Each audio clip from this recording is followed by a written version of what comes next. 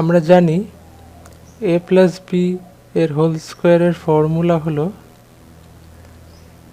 a square plus 2ab plus B square. এখানে A B কি না, এ বি বোঝাচ্ছে যে কোনো দুটি সংখ্যা। এ বি ইংরেজি অক্ষর, কিন্তু ইংরেজি অক্ষর দিয়ে আমরা অ্যালজেব্রাতে যে কোনো সংখ্যাকে বোঝাই, কোনো একটা সংখ্যা।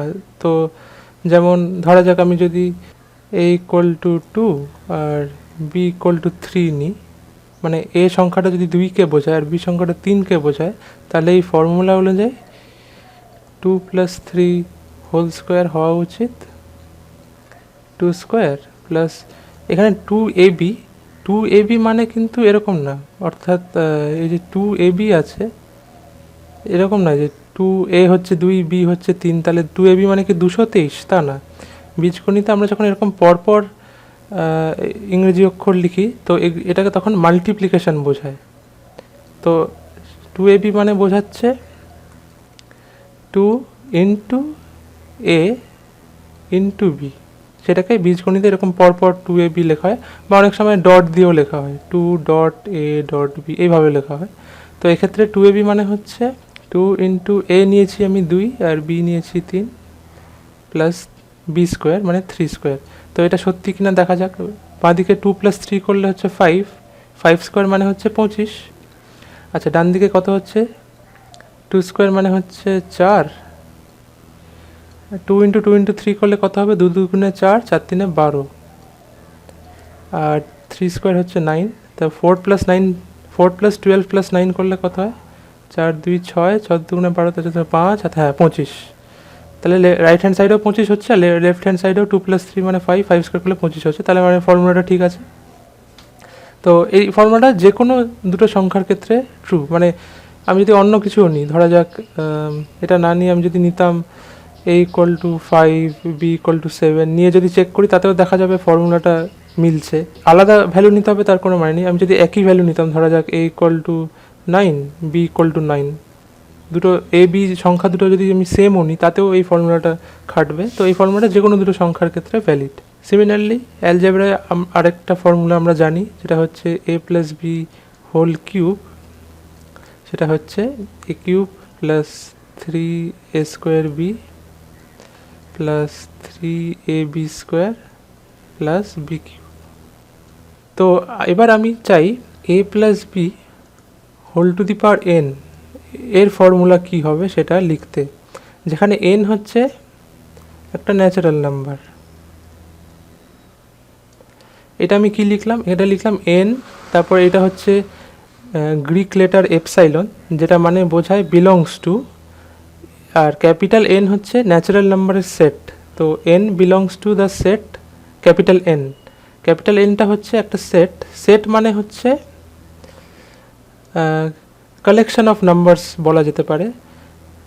এই ক্ষেত্রে কালেকশন অফ ন্যাচারাল নাম্বারস মানে 1 2 3 ডট ডট ডট, হ্যাঁ 1 2 3 4 5 6 7 সব কটা ন্যাচারাল নাম্বারের কালেকশন। তো সেটকে সাধারণত এরকম সেকেন্ড ব্র্যাকেট দিয়ে লেখা হয়।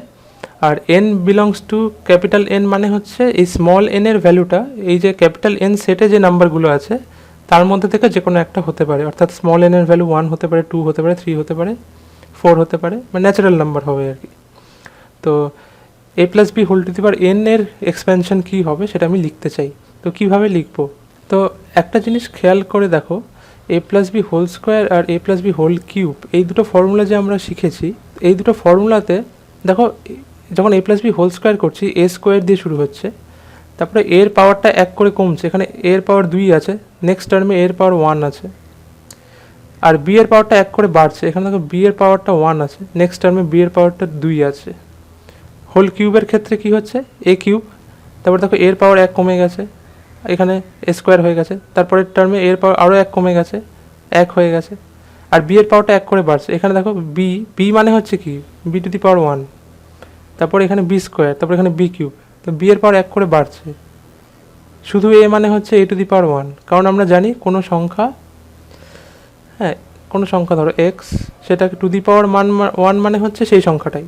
তো ফর এক্সাম্পল ধরো 7 টু দি পাওয়ার 1 মানে হচ্ছে 7। আচ্ছা, তো তাহলে এই নলেজ থেকে আমরা বলতে পারি যে a plus B whole to the power n এর টার্মগুলো কীরকম দেখতে হবে। প্রথম টার্মটা হবে a to the power n plus এরপর এর পাওয়ারটা এক করে কমবে, অর্থাৎ a to the power n minus one, আর বি এবার এখান থেকে বি আসা শুরু করবে এবং বি এর পাওয়ার এক করে বাড়বে, প্লাস এরপর আবার এক কমবে, এখানে n মাইনাস ওয়ান হয়েছিল এখানে n মাইনাস টু হবে, বি এর পাওয়ার এখানে ওয়ান আছে তো এখানে হবে টু, প্লাস আবার এর পাওয়ার এক কমবে n মাইনাস থ্রি, বি এর পাওয়ার বাড়বে বি কিউব, প্লাস এরকম চলতে থাকবে কত অবধি না এর পাওয়ার কমতে কমতে ধরা যাক এখানে এ স্কোয়ার হলো, আর তখন বি এর পাওয়ার হবে n মাইনাস টু, তারপর এর পাওয়ার ওয়ান হয়ে গেল, বি এর পাওয়ার হবে n মাইনাস ওয়ান, আর finally B to the power n। এখানে একটা জিনিস খেয়াল করো, এই যে এ প্লাস বি হোল স্কোয়ারের ফর্মুলা লিখেছি, এখানে প্রত্যেকটা টার্মে এর পাওয়ার আর বির পাওয়ার যোগ করলে একই হচ্ছে। দেখো এখানে এ স্কোয়ার, এখানে এর পাওয়ার কত, এখানে এর পাওয়ার হচ্ছে ওয়ান, আর বি এর পাওয়ারও one, one plus one two, এখানে বি স্কোয়ার, বি এর power two. A plus B whole কিউবের ক্ষেত্রে দেখো এখানে এর পাওয়ার থ্রি, সেকেন্ড টার্মে এর পাওয়ার দুই, বি এর power one, two plus one করলে থ্রি হয়। থার্ড টার্মে এর পাওয়ারটা ওয়ান, বি এর পাওয়ারটা টু, ওয়ান প্লাস টু করলে থ্রি হয়। আর ফোর্থ টার্মে এ তো নেই, শুধু বি আছে, বি এর পাওয়ার থ্রি। অর্থাৎ প্রত্যেকটা টার্মে এ আর বি এর পাওয়ার যোগ করলে সবসময় এন হচ্ছে, এখানেও তাই হচ্ছে। দেখো আমি যে লিখলাম এর পাওয়ার এন, এখানে এর পাওয়ার এক কমেছে, এন মাইনাস ওয়ান হয়েছে, আর বি এর পাওয়ার এখানে ওয়ান আছে, তো N minus one plus one করলে এন হবে। পরের টার্মে N minus two plus two করলে এন হবে। তো প্রত্যেকটা টার্মে এ আর বি এর পাওয়ার যোগ করলে সবসময় এন হচ্ছে, এটা একটা লক্ষ্য করার মতো বিষয়। তো এখন সমস্যাটা হচ্ছে এই এখানে তো কোএফিসিয়েন্ট থাকবে কিছু একটা, এইখানে কিছু একটা কোএফিসিয়েন্ট থাকবে, এখানে কিছু একটা কোএফিসিয়েন্ট থাকবে, তো এই কোএফিসিয়েন্টগুলোর ভ্যালু কী হবে সেইটা আমাকে বার করতে হবে। যেমন এ প্লাস বি হোল স্কোয়ারের ক্ষেত্রে এখানে কোএফিসিয়েন্ট ছিল দুই, হোল কিউবের ক্ষেত্রে এখানে ছিল তিন তিন। ফার্স্ট আর লাস্ট টার্মে কোএফিসিয়েন্ট সবসময় ওয়ান থাকছে, মানে এখানে ওয়ান স্কোয়ার আছে, এ স্কোয়ার মানে তো ওয়ান ইন্টু এ স্কোয়ার না, ওয়ান ইন্টু বি স্কোয়ার, এখানে ওয়ান ইন্টু এ কিউব আছে, ওয়ান ইন্টু বি কিউব আছে। তো সেই লজিকে এখানে a to the power n আর b to the power n first আর লাস্ট টার্মের কোএফিসিয়েন্ট ওয়ান থাকছে, কিন্তু তার মাঝে যে কটা টার্ম আছে সেগুলোর কোএফিসিয়েন্ট তো ওয়ান নাও হতে পারে, ইনফ্যাক্ট ওয়ান হবে না। তো এগুলো কী হবে সেইটা বার করার জন্য আমরা পাস্কেলস ট্রায়াঙ্গেল ইউজ করব। দেখা যাক সেটা কি। তো পাস্কেলস ট্রায়াঙ্গেল বানানোর জন্য আমাকে যেটা করতে হবে, আমাকে দুটো ওয়ান লিখতে হবে ফার্স্টে। তো ওয়ান ওয়ান দিয়ে বাইরের দিকে এরকম অ্যারো টেনে আবার ওয়ান, আর এখান থেকে বাইরের দিকে অ্যারো টেনে ওয়ান, এরকম ওয়ান ওয়ান লিখতে হবে। আর ভেতরের দিকেও অ্যারো টানতে হবে, তো এই ভেতরের দিকে অ্যারো টানলাম। এবারে যে দুটো সংখ্যা থেকে আমি ভেতরের দিকে অ্যারো টেনেছি সেই দুটো সংখ্যাকে যোগ করতে হবে, অর্থাৎ ওয়ান প্লাস ওয়ান করলে হবে টু। এইটা কি পেলাম বলো তো? এইটা পেলাম আমি ফার্স্ট যেটা ওয়ান ওয়ান লিখেছিলাম, এটা হচ্ছে এ প্লাস বি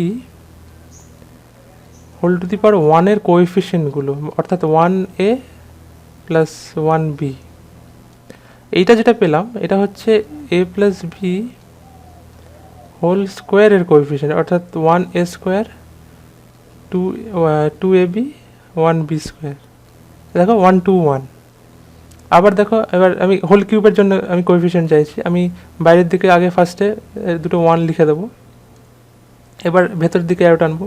তো ওয়ান প্লাস টু করলে হচ্ছে থ্রি, টু প্লাস ওয়ান করলে হচ্ছে থ্রি। তাহলে এ প্লাস বি হোল কিউবের ক্ষেত্রে কী হবে, one a cube, three a square b, three a b square, one b cube. এইটা হচ্ছে পাস্কেল ট্রায়াঙ্গেলের মজা।